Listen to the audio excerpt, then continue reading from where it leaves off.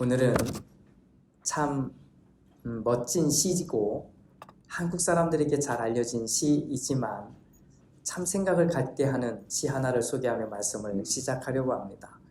도종환님의 흔들리며 피는 꽃이라고 하는 시입니다. 한번 조용한 목소리를 저를 따라서 한번 읽어보시면 좋겠습니다. 흔들리지 않고 피는 꽃이 어디 있으랴. 이 세상 그 어떤 아름다운 꽃들도 다 흔들리면서 피었나니, 흔들리면서 줄기를 곧게 세웠나니, 흔들리지 않고 가는 사랑이 어디 있으랴. 젖지 않고 피는 꽃이 어디 있으랴. 이 세상 그 어떤 빛나는 꽃들도 다 젖으며 피었나니, 바람과 비에 젖으며 꽃잎 따뜻하게 피웠나니, 젖지 않고 가는 삶이 어디 있으랴. 이 구절, 이 시구 중에 한 단락의 마지막에 있는 것을 다시 한번 읽어봅니다. 흔들리지 않고 가는 사랑이 어디 있으랴. 젖지 않고 가는 삶이 어디 있으랴. 누구나 아픔이 있다는 것을 인정하십니까? 아니면 그냥 나는 아파요, 나만 아파요, 내가 제일 아파요, 이렇게 생각하십니까? 혹시 돈이 정말 많으면 아픔이 없을 거라고 혹시 생각하시는 분은 계십니까? 아침은 아틀란타에서 먹고 점심은 뉴욕에 있는 카페에서 커피 한잔 마시고 저녁은 프랑스 파리 근교에 있는 멋진 식당에서 식사 정도는 하면 아픔이 없을까요? 표정을 보아하니 한 번도 경험은 안 해보신 것 같습니다. 아니면 누구라도 아픔이나 고통, 어쩌면 외로움을 겪고 산다는 것에 동의하십니까? 저는 그냥 우리가 비슷하다고 생각합니다. 그냥 비슷하게 살고 있습니다. 모양은 조금 다를 수 있는데 비슷하다고 생각합니다. 지금 내 옆에 나름의 멋을 내고 있는 사람도 속은 뭔지 모르겠지만 무슨 이야기든 한 자락 갖고 있다고 저는 생각하기 때문입니다. 한국인이면서도 세계적인 부자로 알려진 삼성의 이건희 회장, 그분의 막내딸이 스스로 목숨을 끊었다는 건 아시지요? 벌써 오래된 이야기입니다. 20대 중반을 넘긴 젊은 여인이 정말 부유한 삶을 뒤로하고 뉴욕에 유학까지 왔습니다. 그리고는 이유가 무엇으로 밝혀지지는 않았는데 그냥 삶을 끝내버렸습니다. 그냥 끝내버린 겁니다. 돈이 없어서일까요? 아니지 않을까요? 삶이 어려서부터 막 고통스러워서 그랬을까요? 저는 그렇게 생각하지도 않습니다. 너무 많은 걸 가지고 있는데 왜 끝내야만 했을까요? 미국의 정말 유명한 사람이죠. 돈을 얼마나 가지고 있을지 모를 그만큼 부자가 된 프로그램의 진행자인 오프라 윈프리도 어렸을 때 끔찍한 기억을 가지고 평생을 살아갑니다. 그냥 그건 그에게는 지울 수 없는, 해결할 수 없는 그냥 그 기억을 그대로 가지고 사는 겁니다. 심리학자들은 말합니다. 사람들은 누구에게나 아픔이라고 하는 페이지가 하나씩 있다는 겁니다. 어떤 사람은 이 페이지를 겉표지에다가 딱 드러내놓고 만나는 사람들에게 다 말하며 사는 사람이 있는가 하면, 어떤 사람은 이 아픔의 페이지를 남들이 절대 보지 못하게 저 구석에다가 숨겨놓고 사람이 있을 뿐, 또 그 사이에 우리는 어딘가 있을 뿐, 누구에게나 아픔이나 괴로움이나 고통이나 또는 외로움의 페이지를 다 가지고 산다라고 말합니다. 그러면서 심리학자들은 또 이야기합니다. 겉표지에다 다 대문짝만하게 이야기한다고 해서 고통의 문제가 해결됐다고 말할 수 없고, 또 숨겨놨다고 해서 이 문제가 감춰지지도 않는다라고 말합니다. 우리가 진심으로 인정해야 될 부분이 바로 여기에 있습니다. 우리는 내가 몰라서일 뿐 사실은 누구에게나 다 있는 페이지 하나씩 있다고 하는 사실입니다. 그 페이지들을 갖고 있으니 사실은 우리가 서로를 바라보는 시각이 바뀔 수밖에 없는 겁니다.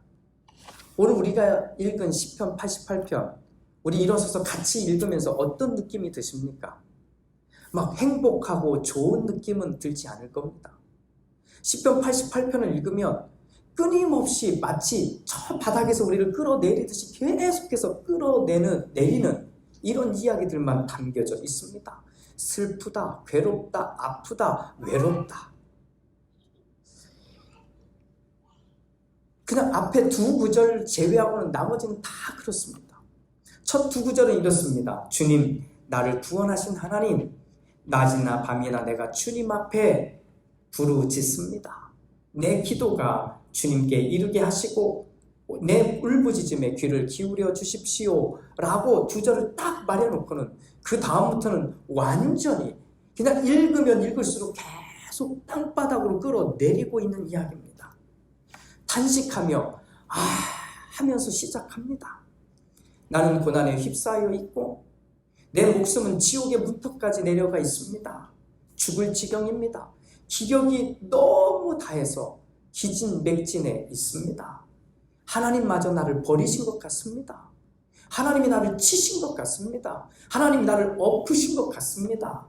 나를 어두운 곳에 그냥 던져버리셨습니다. 더욱이 나에게 친한 친구라고 말하는 사람들까지도 나에게서 떠나게 만들었습니다.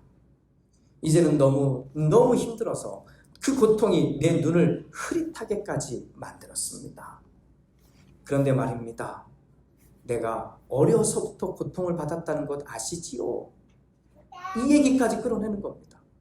내가 어려서부터 이 고통 때문에 너무 힘들어한 것 아시지요? 내가 이걸 넘어가지 못하고 있습니다. 평소에는 멀쩡하다가도 어느 순간인가는 이 고통이, 이 아픔이, 이 기억들이 밀려오면 도무지 내가 이걸 해결할 방법이 없습니다. 그래서 이 고통이 밀려오면 무서움에 벌벌 떨고 사방이 온통 다 나를 해하려고 하는, 나를 넘어뜨리고 나를 망가뜨리려고 하는 사람들의 모습밖에는 보이지 않습니다. 그래서 내가 이제는 할 수 있는 말이 딱 하나 남았는데 그 말은 오직 어둠만이 나의 친구입니다. 이게 시편 88편 이야기예요. 오직 어둠만이 나의 친구입니다. 우리 교회 생활 해보시니까 아시죠? 사실 기도하는 사람들은 원래 기도문은 이렇게 끝나면 안 됩니다. 기도하는 사람들의 기도문의 상식은 뭐냐면 이런 겁니다. 하나님, 제가 너무 힘듭니다. 하나님, 너무 괴롭습니다. 너무 아픕니다. 그래서 정말 죽을 것 같습니다. 그래서 제가 밤새도록 기도했고요. 제가 밤새도록 하나님께 부르짖었습니다. 금식하며 부르짖었습니다. 그랬더니 하나님이 나에게 찾아와 하셔서 나를 위로하시고 나를 함께 하시고 나를 그 삶의 자리에서 건져주셨습니다 까지 해야 이게 기도라고 우리는 알고 있습니다. 이게 상식이거든요. 그런데 우리가 읽은 시편 88편은 이상하게 그지없습니다. 끝나도 이렇게 끝나버립니다. 하나님이 아무 반응도 안 하시는 거예요. 힘들다고 하는데 그냥 아무 답이 없는 거예요. 응답도 없지요. 해결책도 없죠. 내 상황이 하나도 바뀌지 않고 마지막에 이렇게 끝나는 겁니다. 오직 어둠만이 나의 친구입니다. 읽으면 읽을수록 가라앉지 않습니까? 시편을 좋아하는 사람들, 그래서 시편을 묵상하고 시편을 자꾸 말하고 있는 그런 분들조차도 사실 시편을 다 읽다가 시편 88편이 나오면 지나갑니다. 왜냐하면 읽어보셨잖아요.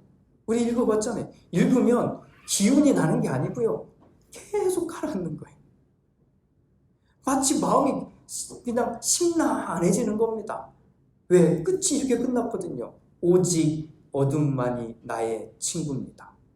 그 밑에 뭐라고 좀 써 있으면 좋으련만.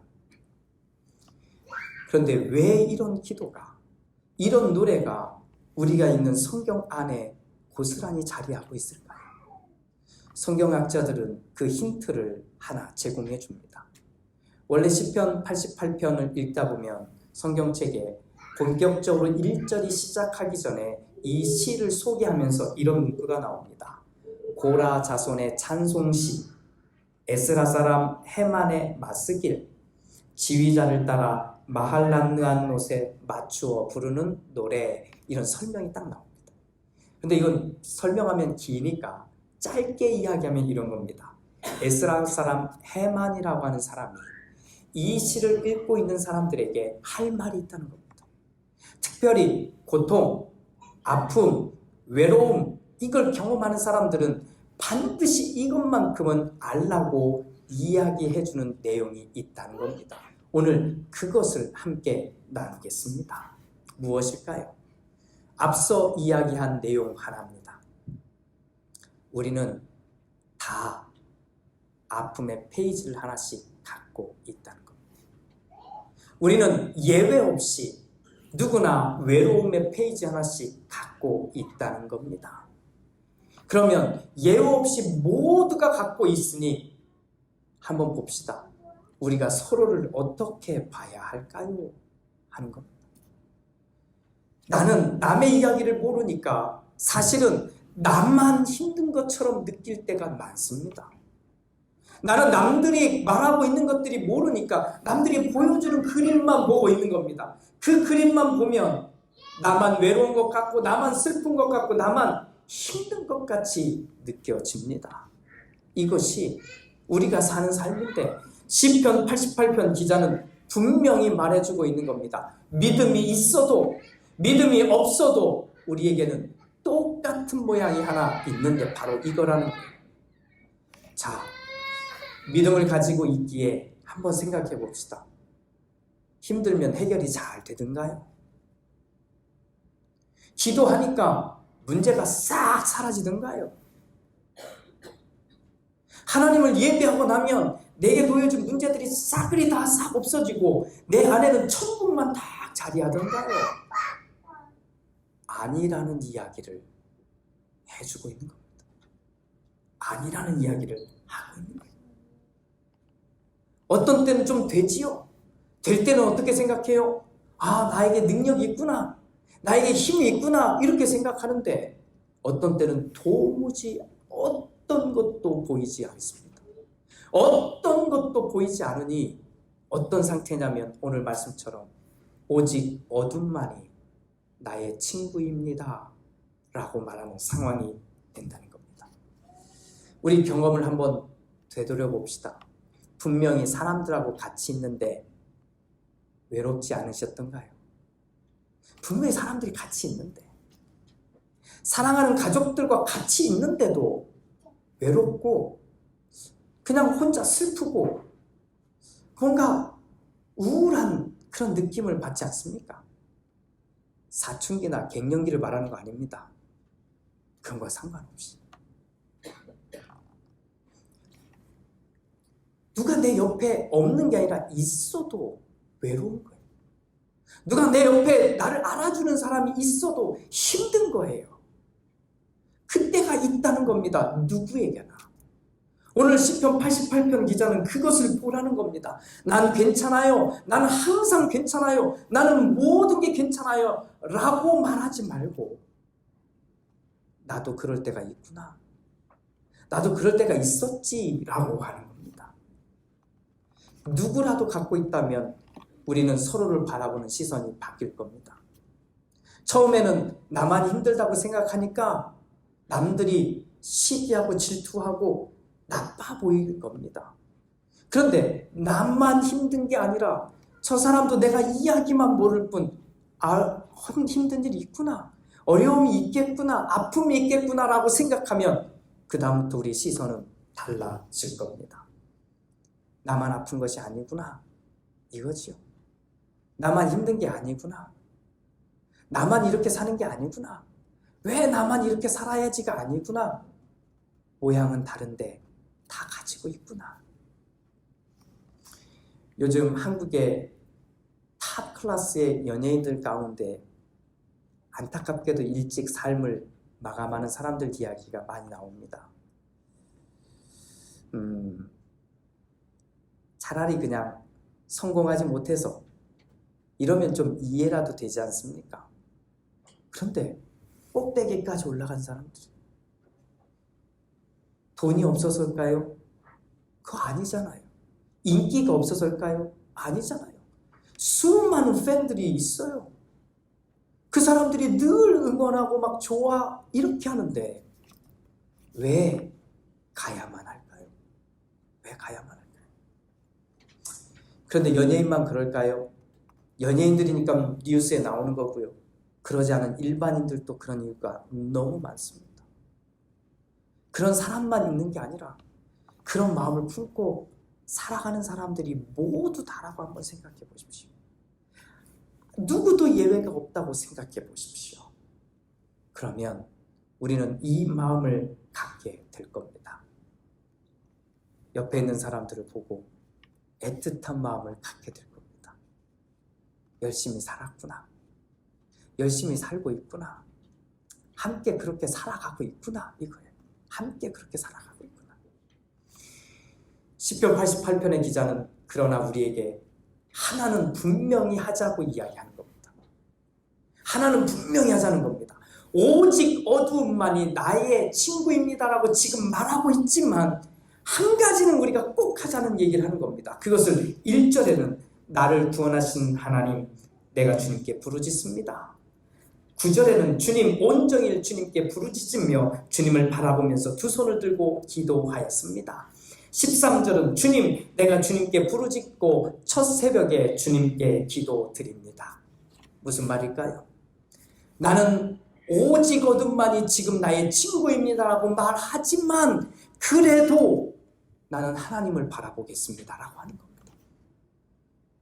해결이 되지 않은 거예요. 아무것도 바뀌지 않은 거예요. 그래도 지금은 내가 하나님을 바라보는 걸 놓지 않겠습니다 라고 말하는 겁니다.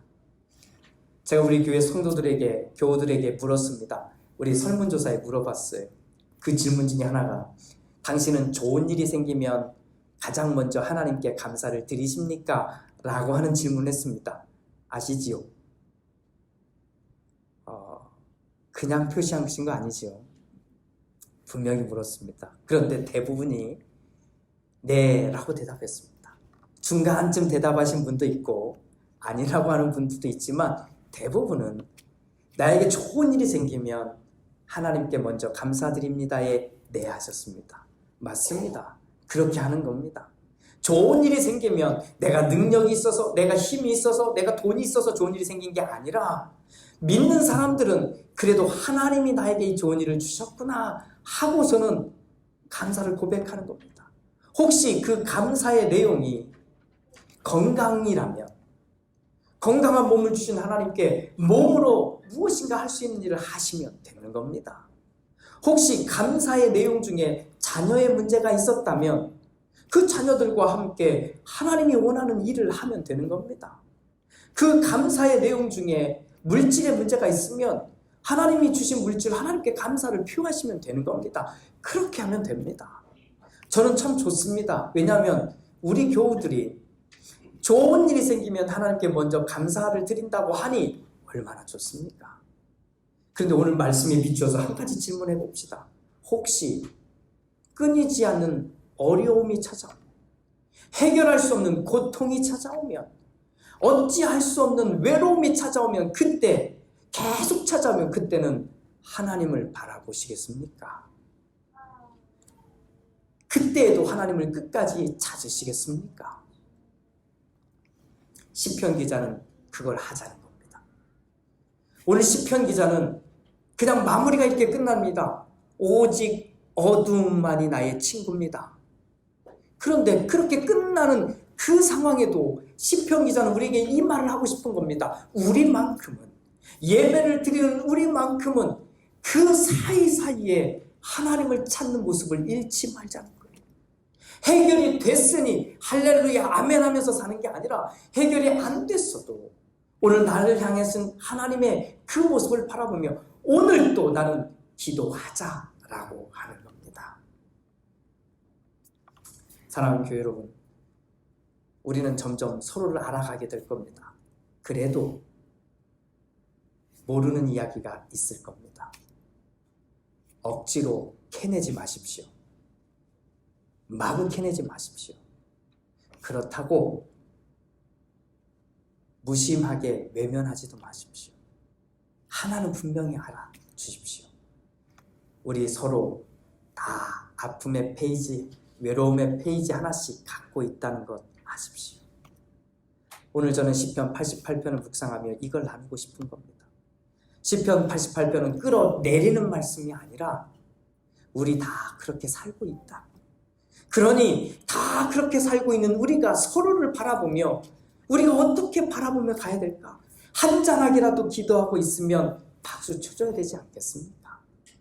혹시 예배를 드리다가 나도 모르게 누군가의 어두움의 그늘을 보셨거든 기도해 주십시오. 그 사람은 지금 예배하면서 이 어두움을 이겨내려고 싸우고 있는 겁니다. 정말 열심히 싸우고 있는 겁니다. 그러니 그 모습을 봤으면 기도하는 게 당연하지 않습니까? 나도 언젠가 저런 모습으로 있을 수 있으니 애틋한 마음으로 그들을 바라보고 사랑하는 눈으로 상대해야 되는 것 아니겠습니까? 예수님이 이 땅에 오신 이유는 바로 이겁니다. 이렇게 외롭고 힘들고 어렵고 고통받은 사람들의 짐을 지고 십자가를 지시기 위함이었습니다. 그러니 오늘 예수님이 다시 오심을 기다리고 있는 우리들은 예수님의 제자로서 그렇게 살아야 되지 않습니까? 나만 이렇다고 생각하지 말고 나만 괴롭다고 생각하지 말고 지금 나는 어두움만이 나의 친구지만 그럼에도 불구하고 하나님 바라보겠습니다. 그런 나처럼 나와 함께하고 있는 사람들도 그럴 수 있으니 주님, 내가 이제는 그들을, 나와 함께하고 있는 사람들을 애틋한 사랑의 마음으로 바라보겠습니다. 이 마음을 함께 갖는 우리 모두가 되기를 주님의 이름으로 축복합니다. 그겁니다. 오직 어둠만이 나의 친구입니다. 감춰두고 있으니 어딘가 갖고 계시겠지요. 저는 다 갖고 있다고 생각합니다. 저도 예외가 아닐 겁니다. 그러나 다 그럴지라도 우리만큼은 그때 상황마다 하나님을 찾고 하나님을 부르짖고 하나님께 나아가는, 그래서 누군가는 그 앞서서 그것들을 해내서 서로에게 위로와 격려와 응원을 마음껏 해줄 수 있는 바로 우리 모두가 되기를 주님의 이름으로 축복합니다. 기도합니다.